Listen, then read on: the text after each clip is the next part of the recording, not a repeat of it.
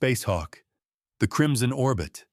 There were no stars in Sector Velar 3, only a smoldering red haze, the kind that made lesser ships turn back. But Spacehawk was no coward. He didn't need a fleet. He was the fleet.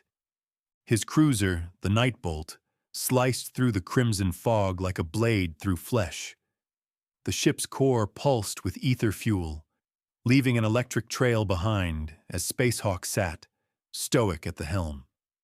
Clad in his dark bodysuit, yellow gloves gripping the throttle, utility belt locked at his side, and a high-caliber plasma pistol holstered on his left thigh, he looked less like a man and more like judgment incarnate.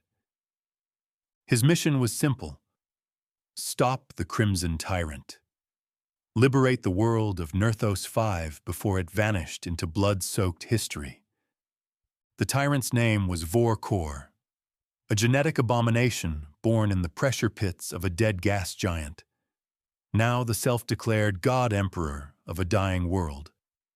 With a voice that could hypnotize minds and a weaponized satellite array that had already leveled 3 colonies, Kor's rule was absolute. Until now. Chapter 1. Arrival over Nerthos 5. The moment Nightbolt breached Nerthos orbit, Spacehawk saw the aftermath of tyranny: ash clouds, burnt soil.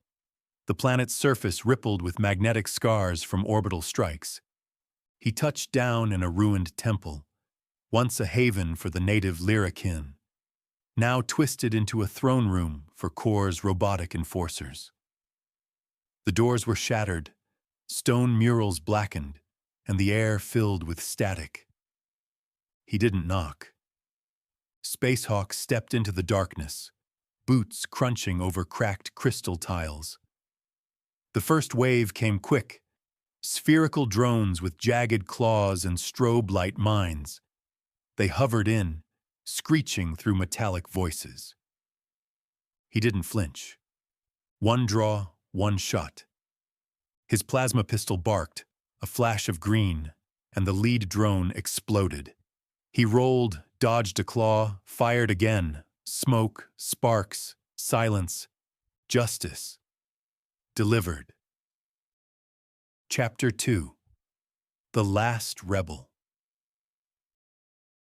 Beyond the temple ruins in the subterranean forge caverns, Spacehawk found her, Mara Vel, leader of the planetary resistance. She stood in chains, her eyes defiant, even as her captors dragged her through molten tunnels toward a brain-scanning chamber. He dropped from above like a meteor, gun blazing. One guard down, then another. The rest turned, but it was too late. He carved through them with brutal precision. When the last body fell, he knelt, broke her shackles, and offered his hand. She hesitated. "You're real," she whispered. "The ghost from the asteroid war." "I don't die easy," he said, "and I don't run from tyrants." They escaped through collapsing tunnels as explosions rocked the underground facility. The resistance was reborn. Chapter 3. Voice of a God. Back in orbit, Vor-Kor watched with cold amusement from his throne aboard the Red Halo, a monstrous space station locked in orbit. His voice echoed across Nerthos via neurobroadcast. "Spacehawk, bringer of death, lover of war. You won't free them. You'll bury them." The broadcast crackled in Mara's head.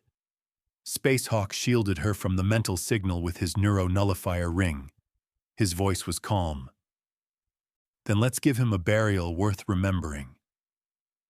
They needed to breach the Red Halo, but its shields pulsed with energy from a star core siphon. "I need a clear shot at its weak point," Spacehawk said, "from inside the gravitational orbit." "That'll tear your ship apart," Mara warned. "It won't get the chance." Chapter 4. Zero-G Fury. The Nightbolt flew straight into the jaws of the red halo, dodging laser webs and antimatter bursts. Mara manned the rear turrets while Spacehawk piloted manually, his reflexes wired to the ship's neural net. Debris screamed past them. They landed on the station's outer ring, fighting through wave after wave of Core's robotic death monks. Spacehawk's gun glowed hot, its barrel scorched from overuse. When it jammed, he used his fists, his boot, his belt's energy spike.